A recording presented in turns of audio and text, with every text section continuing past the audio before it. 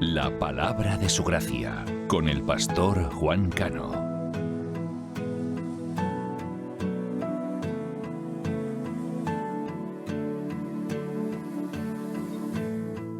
No te veo, pero te siento. Saca este momento para elogiarte. Estoy agradecido, y aunque otros no te piensen, yo te pienso. Cristo, creo en ti, eres más que mi vida. Cristo, creo en ti. He venido a decir cosas lindas de ti. Santo, bueno, ¿cómo es que no te veo y te siento?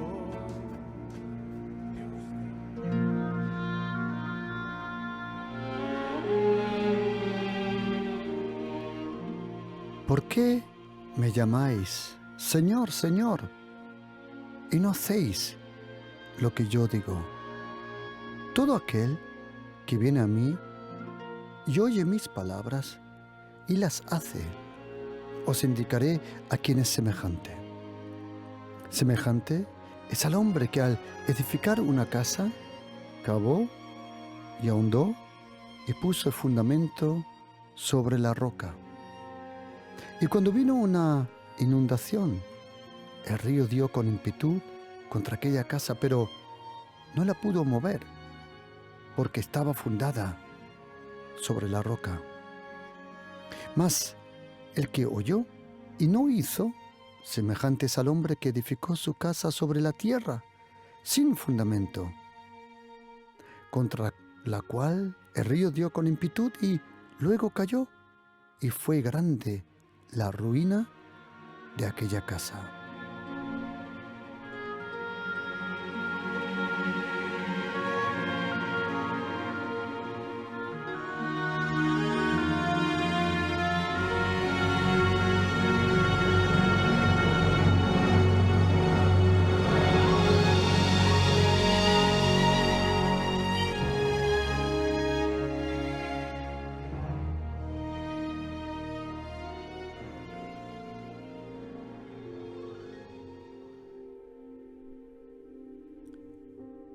Cuando uno viene a la fe y la relación con Jesucristo, porque la fe en Jesucristo es la relación con Jesucristo. La fe en verdad es una relación, una comunicación, un vivir junto con el Señor. ¿Por qué nosotros, cristianos, podemos decir que tenemos una relación con Jesucristo? ¿Sabías que con un muerto no puedes tener relación? La razón por que nosotros podemos decir que tenemos una relación con Jesucristo es porque Jesucristo, Él resucitó entre los muertos, Él vive. Esa es la razón por que nosotros tenemos una relación viva, íntima y cercana con el Señor. Cuando uno viene al reino de los cielos, porque eso es lo que en verdad pasa, cuando uno viene a la fe de Jesucristo, a la fe en Jesucristo, en verdad uno viene al reino de los cielos. Y cuando uno viene al reino de los cielos, entonces uno se sorprende, así como yo me sorprendí. Cuando ya hace unos años, a la edad de 23 años, tuve ese encuentro con Jesucristo, el Hijo de Dios, el día 30 de abril 1989, a las 11:45 de la mañana.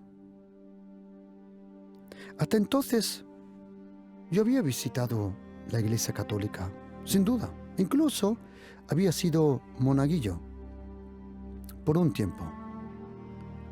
Pero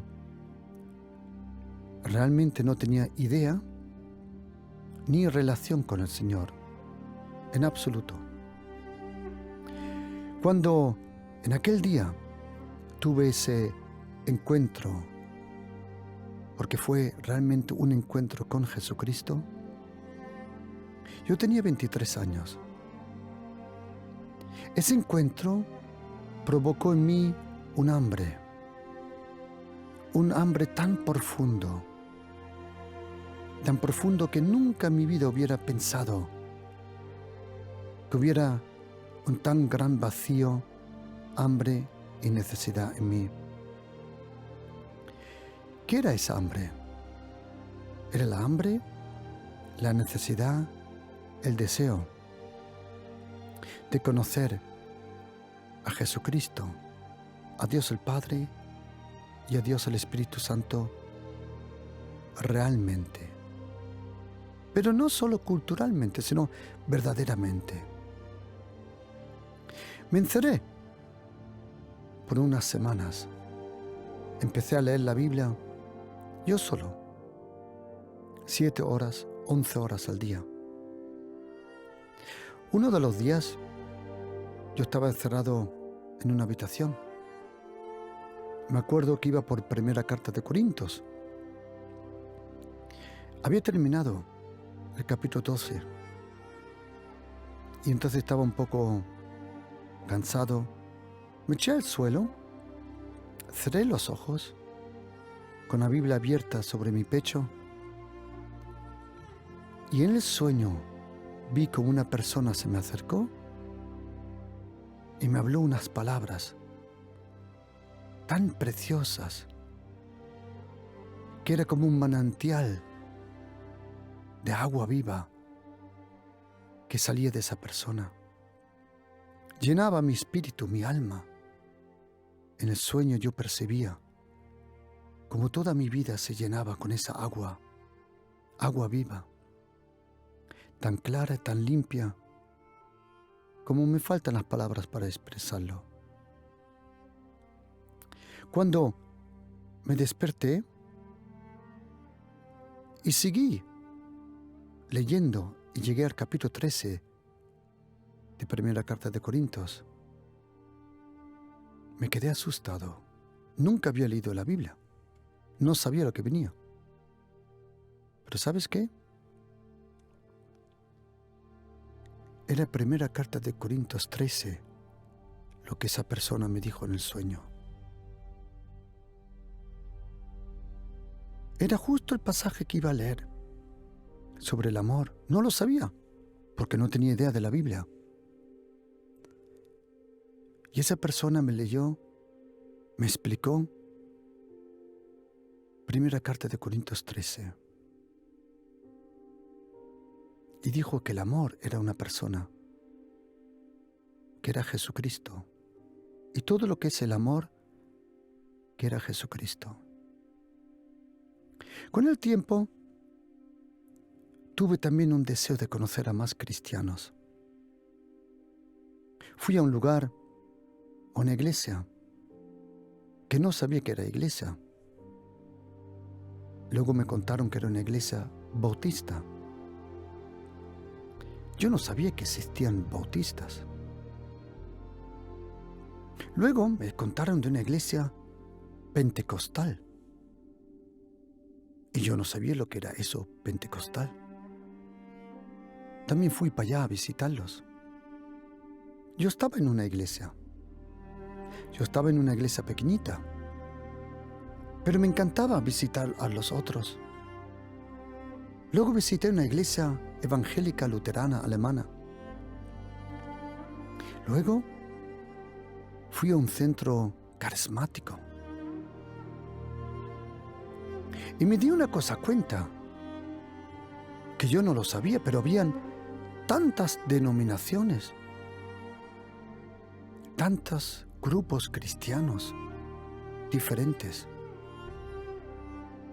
Y lo que me sorprendí fue que no todos creían lo mismo. Una cosa sí me di cuenta. Todos creían en Jesucristo. Eso es verdad. Todos creían en Dios el Padre. Y la mayoría creía en la persona del Espíritu Santo. Pero todo lo otro, si la palabra de Dios era de verdad la palabra de Dios, algunos me explicaron cosas raras. Otros decían que parte era de Dios y parte no era de Dios. Otros me hablaron de los dones que sí existían, otros me hablaron de los dones que no existían. Algunos me dijeron, hablar en lenguas sí es del Espíritu Santo. Otros me dijeron que hablar en lenguas era del diablo. Otros me decían que tocar la guitarra en la iglesia era pecado. Y otros tenían 3 guitarras y una batería, y flautas, y arpas. Y yo me sorprendí. Si todos se llamaban cristianos, ¿por qué no todos creían lo mismo? Y entonces con el tiempo descubrí una cosa. Que al fin y al cabo, todo cristiano, seas católico, evangélico, adventista, presbiteriano, ortodoxo, pentecostal, bautista y de las muchas denominaciones que hay. Todos tenían cosas en común, pero también habían cosas que el uno creía y el otro no, que el uno practicaba y el otro no. Y me di cuenta que había un fundamento que había en común. Al leer primera carta de Corintios 3:10, dice la Biblia que por la gracia de Dios, dice el apóstol Pablo, Él puso el fundamento, pero otro edifica encima. Y cada uno que mire cómo sobreedifica. Pero, dice en versículo 11, nadie puede poner otro fundamento que el que ya está puesto, ¿cuál es Jesucristo? Y me di cuenta que todos los cristianos, al fin y al cabo, tienen el mismo fundamento. El fundamento sobre cada uno, cual edifica su vida, su relación con Dios y el propósito al cual Dios la ha llamado. Y con el tiempo me di cuenta que todos los cristianos tienen solo un fundamento, que es Jesucristo, el Hijo de Dios. Jesucristo es nuestro fundamento. Así como hemos leído en esta parábola de Lucas 6, el hombre que edificó su casa sobre la roca. ¿Quién es la roca? La roca es una persona. La roca es una persona, lo mismo que la luz es una persona. Lo mismo que el amor es una persona. Lo mismo que la verdad es una persona. Lo mismo que el perdón, la salvación, el amor, es una persona. Y esa persona es Jesucristo, el Hijo de Dios. En esta parábola dice que un hombre para edificar la casa cavó. ¿Y qué hace cuando uno cava? Cuando uno cave, quita la tierra del medio. ¿Qué es la tierra? Nuestra carne. En lo profundo de nuestro corazón hay una roca, que es Jesucristo. Y dice que cavó y ahondó, y puso el fundamento sobre la roca. Con los años me di una cosa cuenta. Con los años me di una cosa cuenta, que no todos los cristianos crecen. Todos los cristianos creen en Jesucristo, sí, pero no todos los cristianos de verdad crecen espiritualmente. Y me di cuenta que existen cuatro factores importantes para crecer. Si quieres crecer como cristiano, en el espíritu, en la fuerza, en tu relación con Dios, en ese poder del Espíritu Santo, para crecer espiritualmente, hay cuatro factores que deciden sobre tu crecimiento. 4. La primera es la fe. La segunda, la obediencia. Tercero, la disponibilidad. Y la cuarta, la intimidad con Dios. A lo largo de los años he podido ver, gracias a Dios, muchas personas que han venido al reino de los cielos. He visto muchas personas venir al reino de los cielos. Tuve el privilegio de estar presente cuando este gran hombre de Dios, Reinhard Bonke, el evangelista, hacía un llamado. Y no os podéis imaginar cuánta gente en ese momento dijo sí a Jesucristo.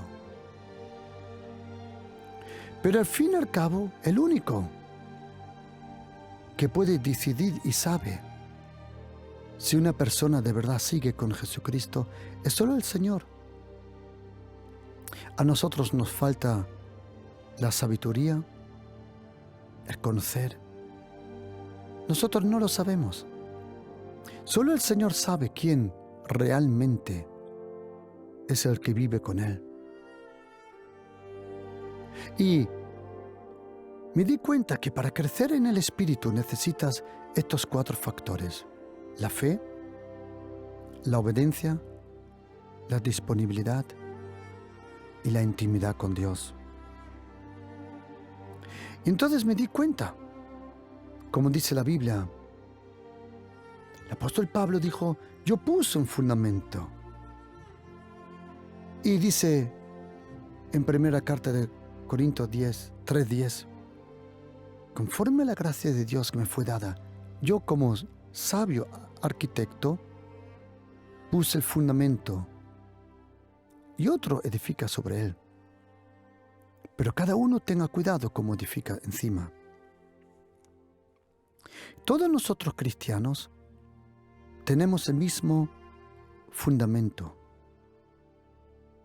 El fundamento de una persona cristiana no es un apóstol, no es una virgen, no es una cultura, no es una denominación, no es doctrina ni teología. El fundamento de un cristiano es una persona, Jesucristo, el Hijo de Dios. Por eso me he dado cuenta que desde el principio necesitas lo más importante. Para crecer en el Espíritu, para crecer realmente en el Espíritu, me he dado cuenta que todos nosotros necesitamos cosas de absoluta importancia. Luego hay cosas que no son tan importantes. Me gustó el dicho que oí un día, hace muchos años, que dice: en lo principal necesitamos unidad. En lo secundario, libertad. Pero sobre todo, amor. Y todos nosotros cristianos, seas católico, evangélico, presbiteriano, adventista, al fin y al cabo, lo más importante es la persona de Jesucristo, Dios el Padre y Dios el Espíritu Santo. Para crecer en el Espíritu, necesitas del principio esa revelación, no la información, sino la revelación sobre la persona de Jesucristo. Y luego, sobre Dios el Padre. Luego, tercero, necesitamos una revelación sobre la persona del Espíritu Santo. Luego necesitamos una revelación sobre la Iglesia de Jesucristo, que es muy importante. Luego, quinto, me di cuenta que necesitamos una revelación sobre nuestra identidad en Jesucristo. Sexto, me di cuenta que necesitamos una revelación sobre la batalla que tenemos en el Espíritu algunas veces. Séptimo, me di cuenta que es necesario tener una revelación. ¿Qué significa ser un discípulo de Jesucristo?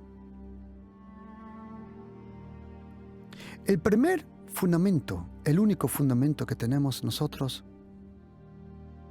es primera carta de Corintios 3:11, que es Jesucristo, el Hijo de Dios. En primera carta de Corintios 3:10 dice el apóstol Pablo algo muy, muy interesante. Él dice que Él ha puesto el fundamento y cada uno que edifique como Él quiera por encima. Esto lo aprendí en un viaje a Florida,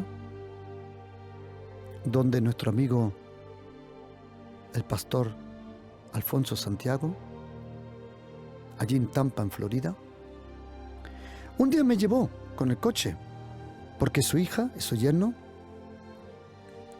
habían comprado, oye la palabra, un fundamento. No dijo lote, no dijo trozo de tierra. Me dijo, Juan, ven, vamos a ver el fundamento que han comprado. Yo no dije nada porque yo pensaba que el pobre se había equivocado. ¿Quién compra un fundamento, por el amor de Dios? Pero lo que yo no sabía era esto, que en muchas partes de los Estados Unidos hay empresas que compran un gran terreno de tierra. Y entonces en ese gran terreno de tierra, ellos preparan las calles, las tuberías, el agua, la luz, la corriente.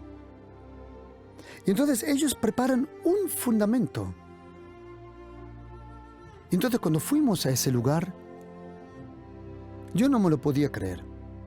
Había, no sé, vamos a decir 50, 55, 60 o más fundamentos repartidos por un gran terreno. Y cada fundamento tenía un número. Y el pastor me enseñó el fundamento que su hija había comprado. ¿Y sabe lo que me di cuenta? Que todos los fundamentos tenían las mismas medidas, el agua estaba en el mismo lugar, el desagüe en el mismo lugar, la puerta era el mismo lugar por donde se entraba, pero solo era una placa grande, a lo mejor de 100 metros cuadrados, a lo mejor de 25, 30 o 40 centímetros de grosor, pero todos los fundamentos eran lo mismo. Salimos del coche y nos pusimos delante del fundamento y entonces me empezó a explicar, mira, aquí ella quiere hacer esto y esto y esto y esto. Yo lo dejé hablar y dije, un momento, pastor, aquí cada uno puede edificar como quiera. Y él me dijo, sí, claro, por eso has comprado el fundamento. Y me dijo, el fundamento para todos es lo mismo. pero cada uno edifica como quiere. Y me quedé alucinando porque estaba citando, sin darse cuenta, estaba citando la Biblia. Y entonces me di una cosa cuenta, que nosotros cristianos somos lo mismo. Nosotros cristianos hemos recibido todos el mismo fundamento. Todos cristianos tienen la entrada en el mismo lugar. Por una puerta, Jesucristo. Por una corriente, el Espíritu. Por un agua, la palabra. Todos los cristianos, como en ese terreno, tienen el mismo fundamento. Pero cada uno puede edificar encima como quiere. Por eso, todas las iglesias tienen el mismo fundamento. Siempre que de verdad es una iglesia. No estoy hablando de personas que salen de una iglesia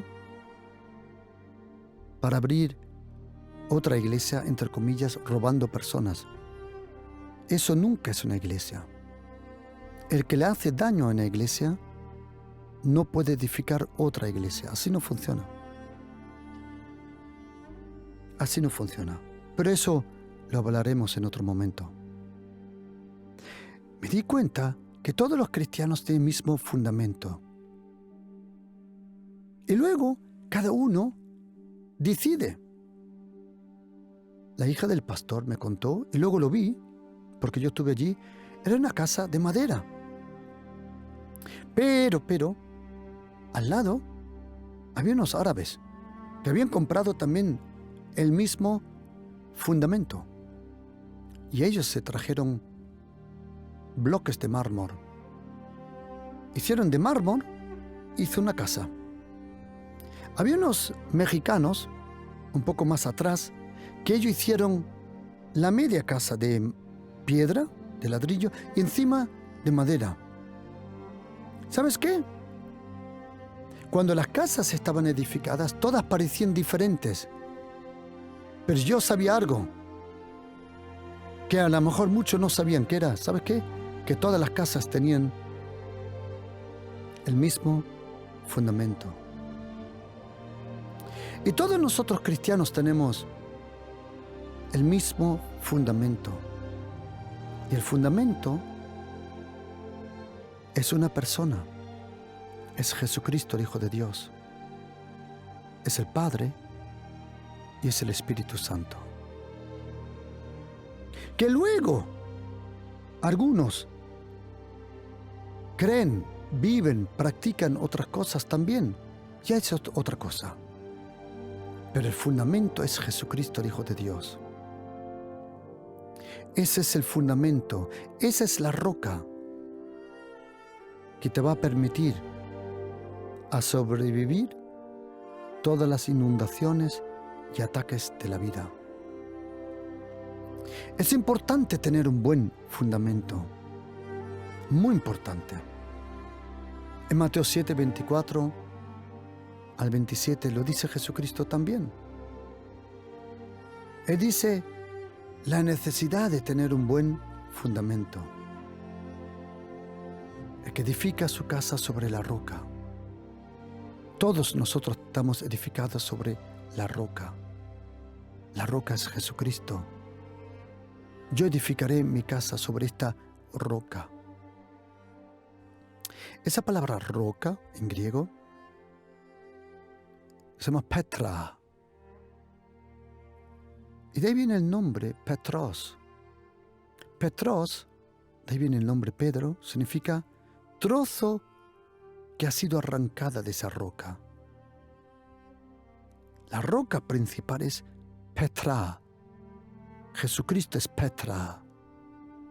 Y todos nosotros somos Petros, trozos de esa roca grande, de ese firmamento de roca. Es importantísimo tener un buen fundamento. Hay ciudades en el mundo que todos los años se hunden un poco en el suelo. Por ejemplo, Lisabón. gran parte de Lisabón en Portugal, todos los años, 2 o 3 milímetros al año, se está hundiendo. Otra ciudad que se hunde todos los años un poquito es México, la capital de México. En cierto lugar de México City, no todo México City, sino en cierto lugar, todos los años baja el fundamento. Y hay otras 2 ciudades que cada año 7 milímetros se está hundiendo en el suelo. ¿Sabes cuál es?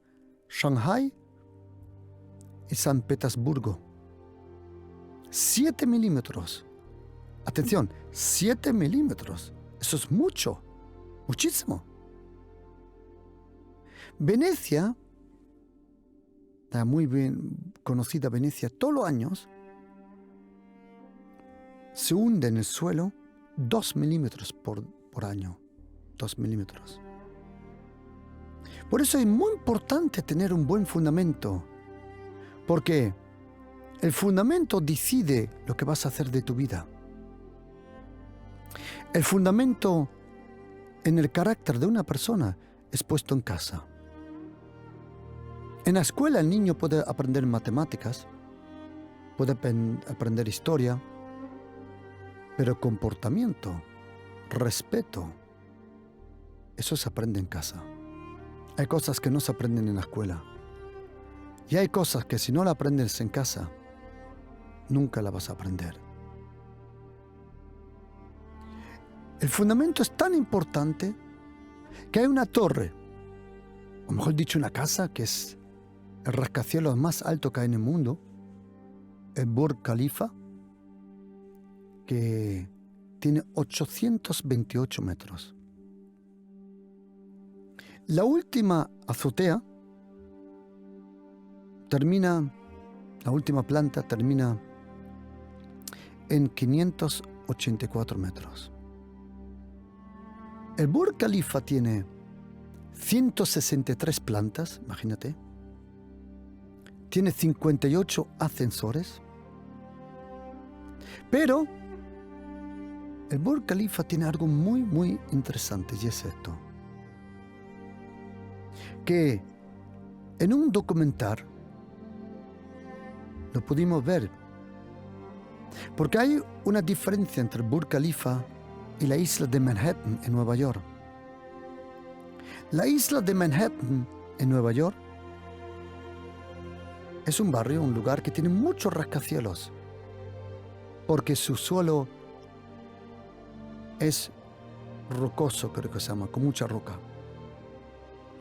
Y siempre que ves un documental sobre un rascacielos en Nueva York, te das cuenta que a los pocos metros de quitar la tierra ya tienen roca. Por eso en Manhattan, donde estaban las Torres Gemelas, donde está el Empire State Building y donde hay muchos rascacielos, es fácil hacer un rascacielos. ¿Por qué? Porque toda la isla de Manhattan es una roca inmensa. Ok. Pero el Burj Khalifa está en el desierto. Y para edificar el Burj Khalifa, tuvieron que darle el trabajo del fundamento a una empresa que era suiza, inglesa y alemana. ¿Por qué? Porque en el suelo tuvieron que profundizar, hacer agujeros de más de 200 pilares grandes y fundamentos y 650 pilares pequeños, en un total de 850 pilares. ¿Sabes lo que es gracioso? Por cada metro de altura, el Burj Khalifa tiene un pilar. Por cada metro. El Burj Khalifa tiene 828 metros, pero tiene 850 pilares en el suelo. ¿Por qué digo esto, querido oyente?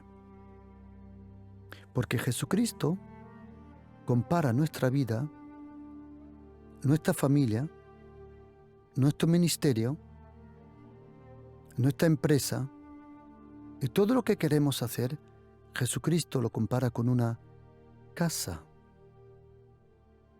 Cuando la pregunta es, ¿está la casa fundada sobre la roca o simplemente sobre la tierra?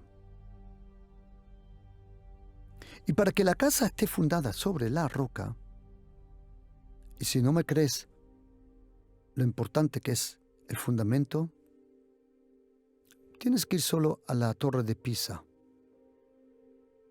Esa torre que está un poco torcida. Esa torre tiene un peso, ¿sabes de cuánto? 14.500 toneladas. Y esa torre, teóricamente, puede soportar, 1.000.000 de personas. Cuando uno estudia arquitectura, hay diferentes materias en arquitectura y una también es estática. La estática te dice cuánto peso soporta una columna, un suelo.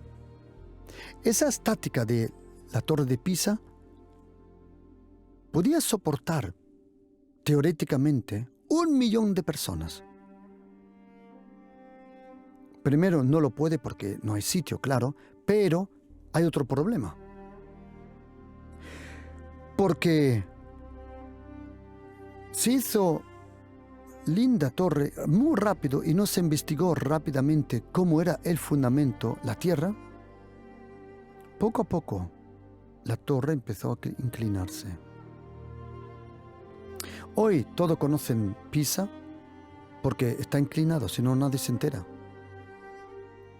¿Sabe lo que tuvieron que hacer? En el año 1990, la Torre de Pisa tuvo que ser cerrada al público durante un periodo de 13 años. ¿Por qué? Le tuvieron que poner un sistema de soporte por debajo, no para enderezarla, sino para que por lo menos frenar la inclinación que cada año estaba tomando. ¿Y sabes? Esa torre, ahora la visita es limitada. Y solo pueden entrar, atención, ¿acordáis cuántas personas pueden soportar? 1.000.000. ¿Sabes cuántas personas hoy permiten subir a la Torre de Pisa? ¿Cada media hora? Cada media hora permiten 40 personas por su fundamento inestable. Así en algunas veces son iglesias que nunca van a crecer más porque el fundamento no lo soporta. Así son vidas cuyo fundamento no está correcto. Y nosotros tenemos que saber que para crecer en el Espíritu, el fundamento de una iglesia no es la religión. El fundamento de una iglesia es una persona. Es Jesucristo, el Hijo de Dios. Él es el fundamento. Él es el fundamento. Jesucristo es el único fundamento. ¿Qué significa eso que uno puede crecer espiritual? Para crecer espiritualmente tienes que tener primero una revelación sobre la persona de Jesucristo. Jesucristo no es alguien, no es algo añadido, no es parte de la fe. No. Jesucristo es todo. Dios el Padre, Él ha decidido que su Hijo Jesucristo sea el Rey de los Reyes y el Señor de los Señores. En Lucas 24, versículo 27 dice, comenzando desde Moisés y siguiendo por todos los profetas, Jesucristo le declaró en todas las Escrituras lo que él decía. Cuando dice Moisés, los profetas de las Escrituras, era justo así como hasta hoy. Los judíos tienen los mismos libros que nosotros tenemos en el Antiguo Testamento. Solo que ellos los cuentan, lo organizan de otra forma. Ellos le llaman la ley de Moisés, que son los primeros 5 libros, el Pentateuco. Luego tienen los profetas y luego las Escrituras. Y Jesucristo a estos dos que iban en camino a Emaús le reveló en todo libro del Antiguo Testamento lo que el Antiguo Testamento hablaba y declaraba sobre Jesucristo. A Jesucristo le encontramos desde el principio de la Biblia. Toda la Biblia habla de Jesucristo. Y quiero que estés atento. Solo quiero repasarlo rápido porque nos faltaría mínimo 1 hora más, mínimo para citar los versículos donde Jesucristo aparece en la Biblia. Solo en Juan capítulo 1, quiero que sepas que existen 19 nombres, revelaciones diferentes sobre Jesucristo en Juan capítulo 1. Déjame darte rápidamente, ir junto contigo en camino a Emaús. Para crecer en el Espíritu, primero, tú tienes que saber quién es Jesucristo. La persona más importante es Jesucristo. No es un apóstol, no es una virgen, no es un profeta, es Jesucristo. Jesucristo es todo. En Génesis, el primer libro, Jesucristo es el creador, la simiente de la mujer, el cordero de Abel, el arca de Noé, el árbol de la vida, el carnero de Abraham. Él es Melquisedec, Jesucristo. Es la escalera de Jacob y el sueño de José. En el libro de Éxodo, Jesucristo, Él es el cumplimiento de los 10 mandamientos, el Cordero de la Pascua, el tabernáculo de Dios, el sacerdocio verdadero y la composición de la unción santa, el incienso en el tabernáculo, la vestidura del sumo sacerdote. En el libro de Levítico, Jesucristo es el primer pacto de Dios con su pueblo, la ley de la obediencia y el primer sacerdocio. En el libro de Números es la nube de día, la columna de fuego de noche, el voto de los nazarenos, la franja de la vestidura de su pueblo, la vara de Aarón que floreció, la roca que alimentaba a su pueblo y la serpiente de bronce que sana a su pueblo. En el libro de Deuteronomio, Jesucristo es el pacto renovado, el profeta semejante a Moisés, el santuario único, la ley del diezmo, las fiestas anuales, las ciudades de refugio. En Josué, Él es el capitán de las tropas del Señor, el silencio del pueblo antes de la derrota de Jericó. Él es el júbilo que destruyó el muro, el ángel que dio las instrucciones, el cordón de grana. En Jueces, Jesucristo es la mandíbula del asno, el rocío en la lana, el cántico de Débora y el cabello de Samsón. En Ruth, Jesucristo es nuestro pariente redentor, es la recompensa, las espigas en el campo de Boaz. En 1 de Samuel, Jesucristo es el profeta de confianza, la honra de Dios, el dulce canto de Israel, el escudero y las 5 piedras del arroyo. En 2 de Reyes, Jesucristo es el Rey, el templo santísimo, el aceite que no para de fluir. 2 carta de Crónicas y Esdras, Jesucristo es la restauración. En Esdras, Jesucristo es la ley que nos acompaña. En Nehemías y Esther, Jesucristo es el muro que nos protege, la fiesta de Purim. En Job, Jesucristo es la paciencia, la recompensa y el redentor que siempre vive. En los Salmos, Jesucristo es el árbol plantado a las aguas corrientes, el escudo alrededor de mi vida, el amado del Padre, las pestañas de los ojos de Dios, la sabiduría de Dios, la santidad del Padre. En los Salmos, Jesucristo también es el Padre eterno, el callado, la vara que me infunde en aliento, el Rey eterno, el Rey de la gloria, el que tiene compasión con las necesidades, el que examina mis íntimos pensamientos. Él es la gracia y el favor de Dios. Él es mi herencia, el que sostiene mi cuerda y mi suerte. Él es el que nos exaltó sobre los ángeles. En los Salmos, el Señor Jesús es la casa del Señor, en la cual quiero estar todos los días de mi vida. Él es en quien me deleito. Él es el abrigo del Altísimo, la sombra del Omnipotente, el que envía sus ángeles para protegerme, el que con sus alas me protege. El que cuenta mis lágrimas, Él es el arpa de la alabanza del Padre, el testigo fiel en las nubes.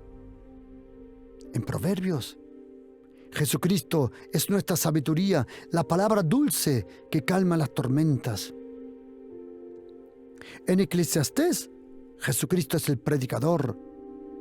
En el libro de los Cantares, Jesucristo es la rosa de Sharón y el lirio del amado. En el profeta Isaías, Jesucristo es el Dios fuerte, admirable, el planificador de milagros, el Cordero de Dios, el Dios que nos llamó por su nombre, el Señor que nos purifica. Él es el siervo que recibió nuestro castigo, el horno que nos santifica y el Dios que has prometido nunca dejarme solo. En Jeremías, Jesucristo es el bálsamo de Gilead, el renuevo justo. En el libro de las Lamentaciones, Jesucristo es la gracia y la fidelidad y la consolación que se renueva todos los días. En Ezequiel, Jesucristo es el templo nuevo, la rueda en medio de las alas, el hombre maravilloso de 4 caras. En Daniel, Jesucristo es el que cerró la boca de los leones, el cuarto hombre en medio del horno, el que venció al hombre fuerte, el Hijo del Hombre que recibe todo el poder en el cielo y en la tierra, el heredero del reino y donde todo dominio le tiene que servir y obedecer. En Oseas, Jesucristo es el esposo fiel, el que recoge y sana a Israel. En Joel es el que bautiza con su espíritu, Él es la vigilia de la noche. En el profeta Amós es el Rey eterno y el hambre de la palabra de Dios y el tabernáculo de David. En Abdías, Jesucristo es la humillación al enemigo de Dios y la exaltación del pueblo de Dios. En Jonás, Jesucristo es el perdón y la gracia de nuestro misionero. En Miqueas, Él es el milenio del Señor y el mensajero con los pies hermosos. En Nahum, Jesucristo es la ira vengadora del Señor. En Habacuc, Jesucristo es la tabla donde se escriben las palabras del Señor, el mensajero de fe, el que clama, aviva tus obras en medio de los años. En el profeta Sofonías, Jesucristo es el día de la ira del Señor y el juicio contra las naciones. En Ageo, Jesucristo es la gloria del nuevo templo. En Zacarías, Jesucristo es el muro de fuego que nos protege. Aquel que nos cuida como la niña de su ojo. El que dijo, no por fuerza, no por ejército, sino por mi espíritu, dice el Señor. En Zacarías, el Señor Jesús también es el que viene y restaura su casa. En Malaquías, Jesucristo es el que tiene sanidad debajo de sus alas. En Mateo, Jesucristo es Rey de los judíos. En Marcos, el Salvador y el siervo. En Lucas, Él es el Hijo del Hombre, el que vino a buscar y a salvar lo que estaba perdido.